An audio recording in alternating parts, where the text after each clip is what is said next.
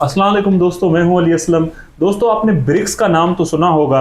असल में ये एक मुख्तसर लफ्ज है जो 2001 में गोल्डमैन सॉक्स के माहिर मुआशियात जिम ओ नील ने बनाया था। इसमें शामिल थे 5 मुल्क: ब्राजील, रूस, भारत और जनूबी अफ्रीका। उस वक्त ये सब उभरती हुई मईशतें समझी जाती थीं जिनमें तरक्की के बड़े इम्कानात नजर आते थे। लेकिन आज का ब्रिक्स बिल्कुल एक अलग कहानी सुनाता है। सन 2024 में इस ग्रुप ने अपनी ताकत दुगनी कर दी जब मुत्तहिदा अरब इमारात और ईरान जैसे बड़े तेल पैदा करने वाले ममालिक इसमें शामिल हुए। 2025 में इंडोनेशिया भी इसमें शामिल हो गया। यूं ब्रिक्स अब सिर्फ 5 नहीं बल्कि 10 ताकतवर ममालिक पर मुश्तमिल है। अब ये इत्तेहाद दुनिया की आधी आबादी को कवर करता है और लगभग 40% आलमी मईशत पे कंट्रोल रखता है। सोचें जरा, आधी दुनिया और इतनी बड़ी मईशत सब एक प्लेटफॉर्म पे। और ये सब कैसे मुमकिन हुआ? जब अमेरिका के सदर डोनाल्ड ट्रंप की वन अमेरिका पॉलिसी के तहत अमेरिका ने आलमी क़यादत से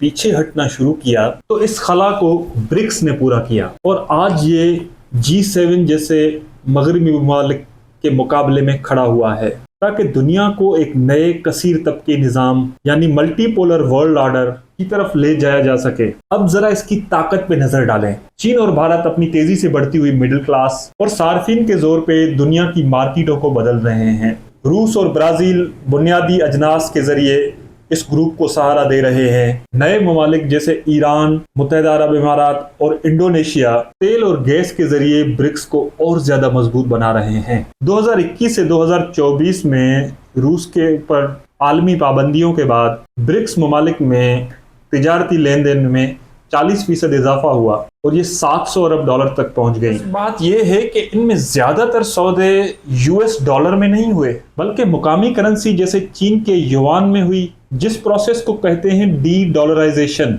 लेकिन एक बात याद रहे कि ब्रिक्स कोई यूरोपियन यूनियन नहीं है, ये मुख्तलिफ सोच रखने वाले ममालिक का एक इत्तेहाद है। ब्राजील अब भी अमेरिका और यूरोप के साथ अपने ताल्लुकात रखना चाहता है कि रूस मुकम्मल तौर पे ब्रिक्स पे इन्हिसार कर रहा है। चीन अपनी मुआशी और सियासी ताकत से इस ग्रुप पे छाया हुआ है। जैसे इन सब में मुकम्मल इत्तेहाद लाना मुश्किल है क्योंकि सबकी तरजीहात अलग हैं। फिर भी ब्रिक्स कंट्रीज ने एक बहुत बड़ा कदम उठाया है।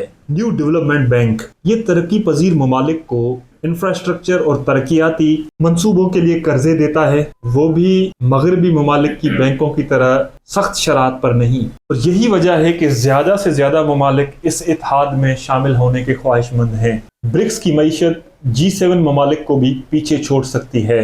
लेकिन सवाल ये है, क्या ये मुआशी ताकत सियासी इत्तेहाद में बदल सकती है या फिर ये सिर्फ एक अलामत रहेगी कि दुनिया अब मगरिब के अलावा कई बड़े ब्लॉक्स में तकसीम हो रही है। तो दोस्तों, ब्रिक्स आज एक बहुत बड़े मोड़ पर खड़ा है।